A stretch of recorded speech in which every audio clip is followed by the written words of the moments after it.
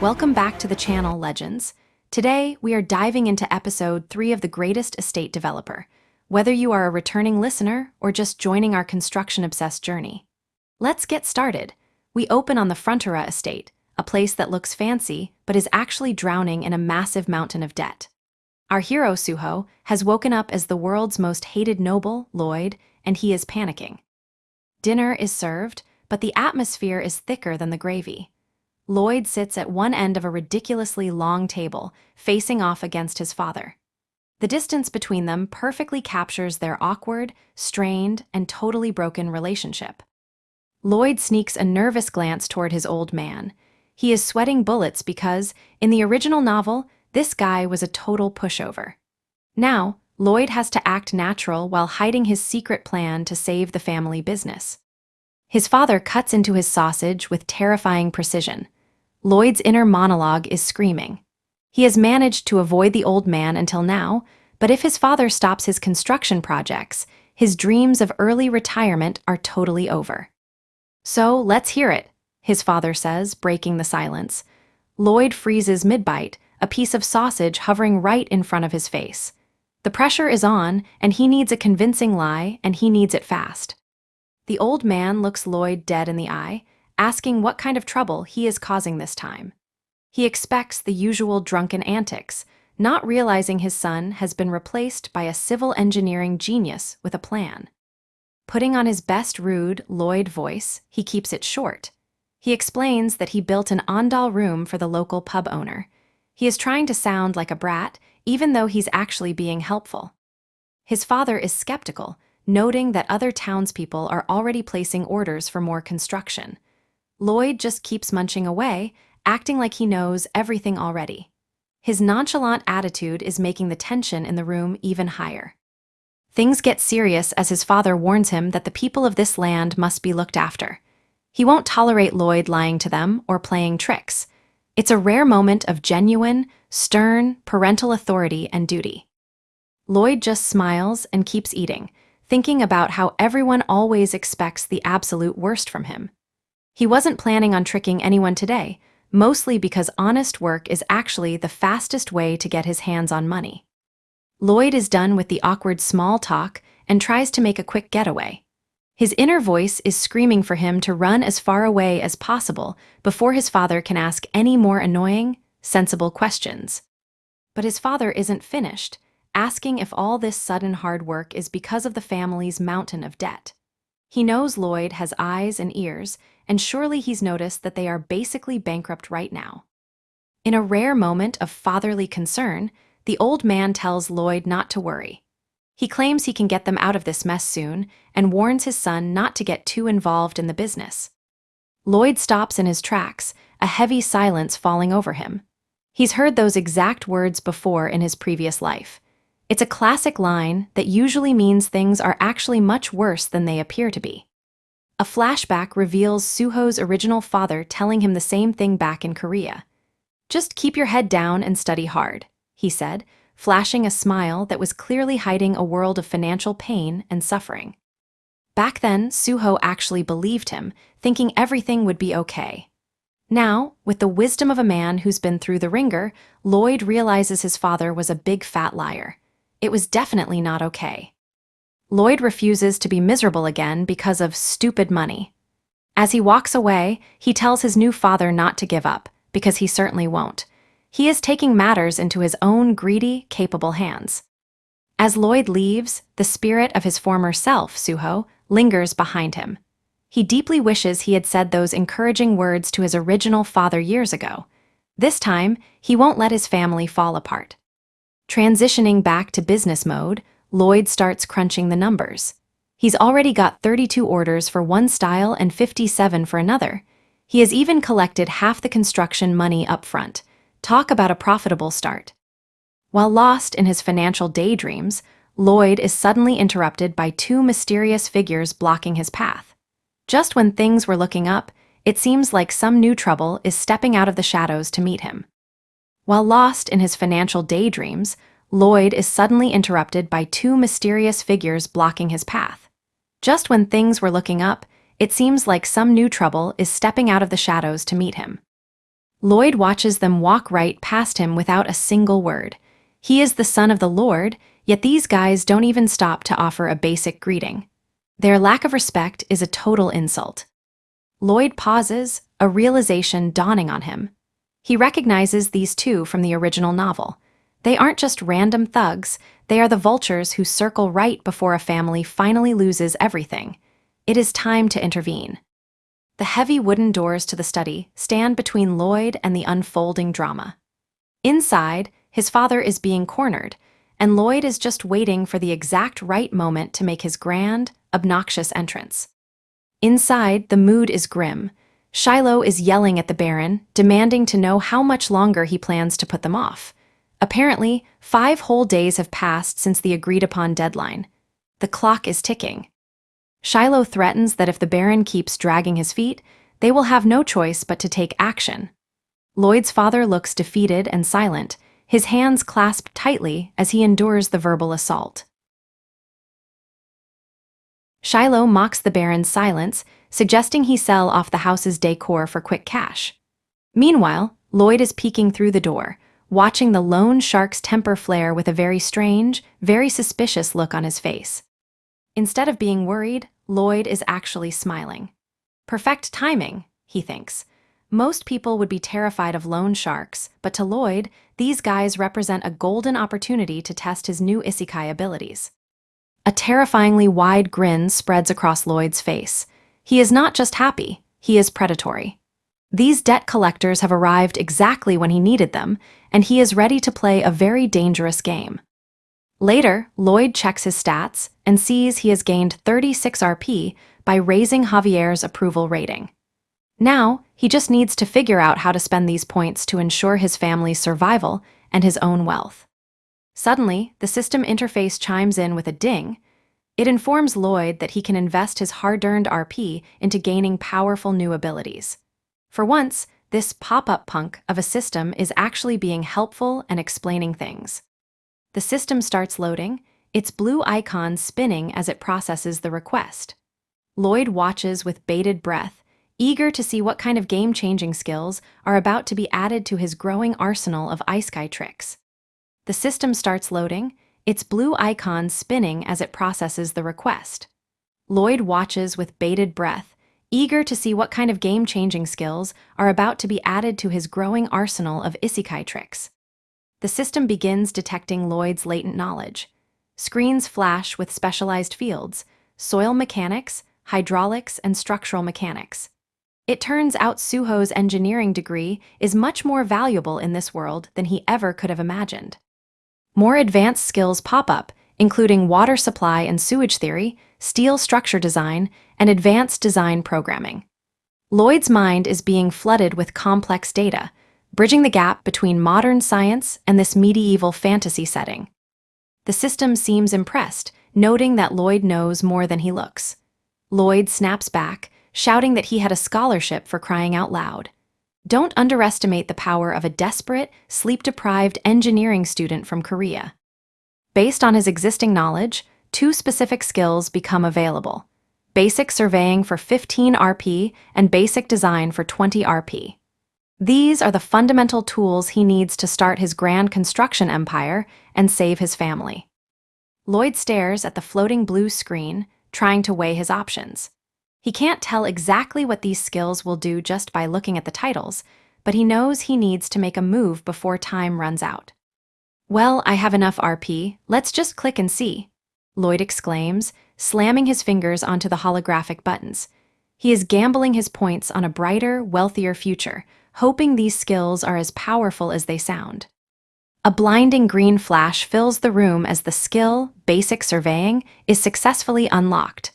Lloyd screams in shock as the new knowledge is seared into his brain. He is no longer just a noble, he is a surveyor. The mental download is intense. Lloyd feels like his head is going to burst as the basic surveying skill integrates with his brain. It's a painful but necessary upgrade for any civil engineer trying to survive a fantasy world bankruptcy. The results are immediate and amazing. Lloyd can now project a digital grid over the actual landscape with just his eyes. He doesn't need a GPS or expensive surveying equipment when he's basically a human supercomputer. Next up is basic design, which turns the air into a 3D drafting table. Lloyd remembers his days of backbreaking manual labor, scribbling plans by hand, and realizes life is about to get a whole lot easier. Despite his cool new powers, Lloyd starts to worry about the logistics of his plan. He has the blueprints and the data, but can one knight like Javier really handle all this construction alone? He needs more muscle. Lloyd daydreams about modern solutions, wishing he could just summon a massive excavator or a backhoe loader with his engineering knowledge. Unfortunately, heavy machinery is a bit hard to find in a world of swords and sorcery. Just as he's losing hope, the system pings him with a ding. It turns out there is a way to get a summon, and the pop-up punk interface is more than happy to show him the options. A random summon game ad appears, looking like a total gacha scam.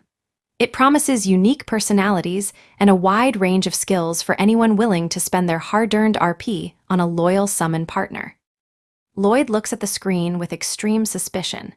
He's seen enough mobile game ads in Korea to know that random usually means terrible, but in this desperate situation, he might not have much of a choice. The price tag is a shocker.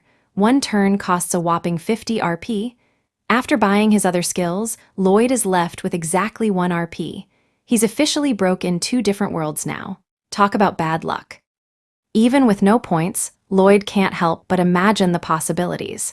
If he could summon a dragon or a massive beast, they would be just as useful as heavy construction machinery. He just needs to find more RP. Lloyd is laser-focused.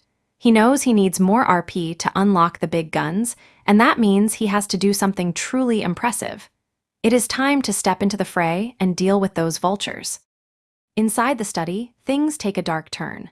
Meatloaf slams his hand onto the desk, his patience finally snapping. The sound echoes through the room, signaling that the polite conversation is officially over and threats are starting.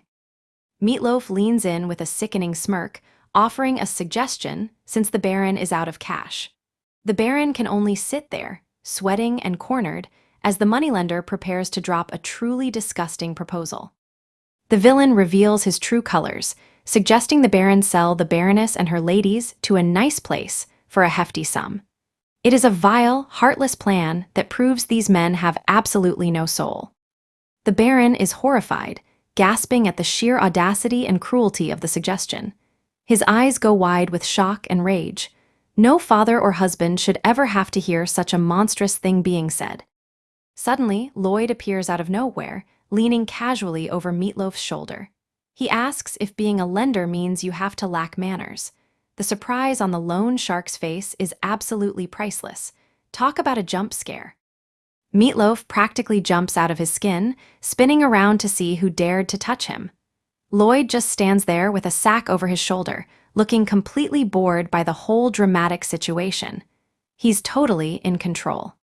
Meatloaf sneers, recognizing the eldest son with the peculiar manners. He mocks Lloyd for rudely interrupting their discussion, but he has no idea that Lloyd is about to flip the entire script on its head. Lloyd isn't here for the insults. He cuts Meatloaf off mid-sentence, demanding to see their warrant. He's shifting the power dynamic from emotional threats to legal technicalities, and he looks incredibly smug doing it. The moneylenders are caught completely off guard. "What?" They stammer, their faces twisting in confusion. They expected a crying noble, not a calculated professional who knows the law.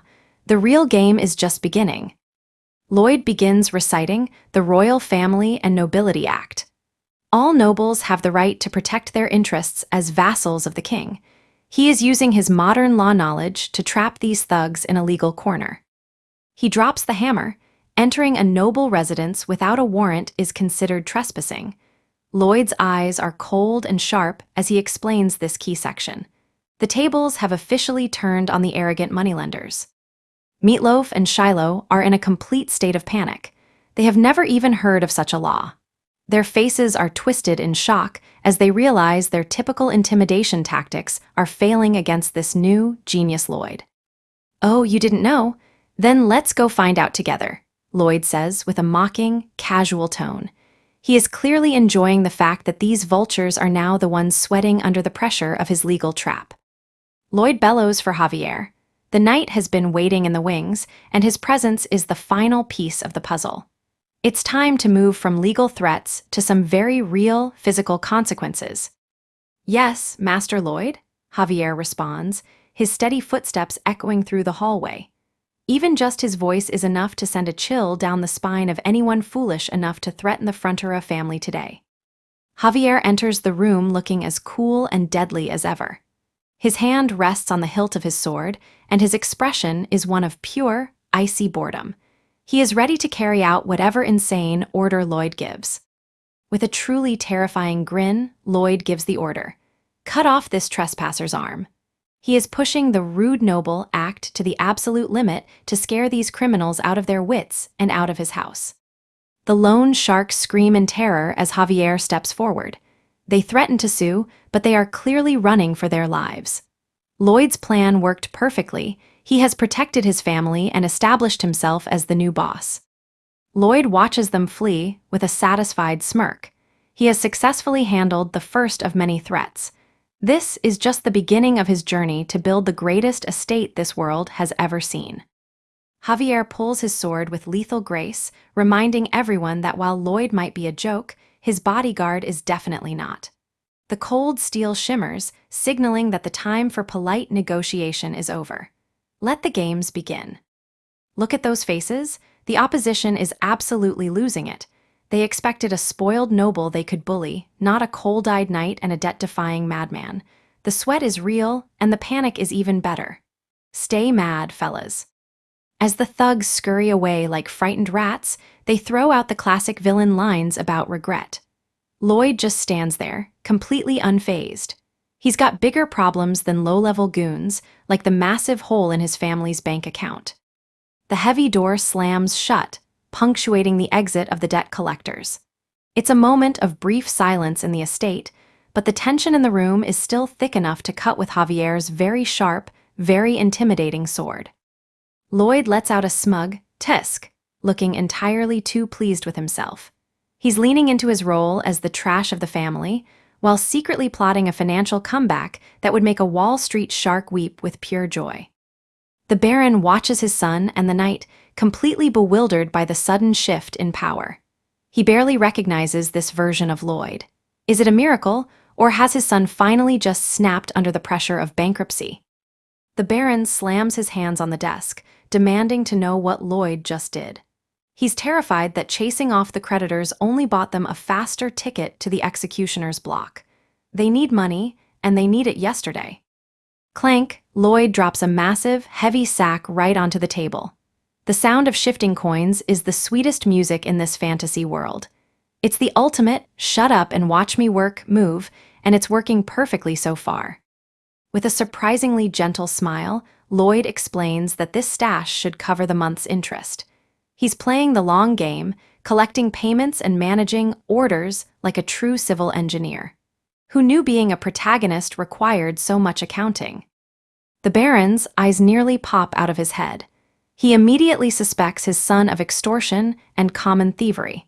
He can't decide if he's relieved to have the gold or terrified of the shady methods Lloyd used to get it. Javier steps in with a chillingly calm, "Fear not, my lord." He is the ultimate knight, but even his stoic protection feels like a veiled threat when Lloyd is involved. The tension in the room is thick enough to cut. With a sharp, icy gaze, Javier promises to ensure Master Lloyd fulfills his orders to the letter. He's not just a bodyguard, he's a babysitter with a massive sword. Lloyd's lazy days are officially over under Javier's watch. Watching from the sidelines, the Baron is actually touched. He genuinely believes Lloyd has found a companion he can trust completely. If only he knew that Lloyd's trust is mostly just fear of Javier's terrifyingly sharp combat skills. The duo takes their leave, exiting with a dramatic flair.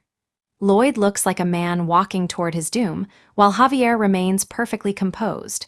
It is the beginning of a beautiful, yet entirely forced, partnership fueled by pure debt. Step by step, they march down the hall. The sound of their boots echoes the inevitable change coming to this estate. Lloyd's modern brain is already spinning, trying to find a way to turn this nightmare into a massive profit. Javier is suspicious. How does an ignorant noble like Lloyd know complex laws? Lloyd snaps back, claiming he just picked it up somewhere. The sarcasm is peak Lloyd, hiding his secret knowledge behind a mask of pure annoyance. But the truth is darker. Lloyd remembers reading the original novel where the Baron and Baroness took their own lives.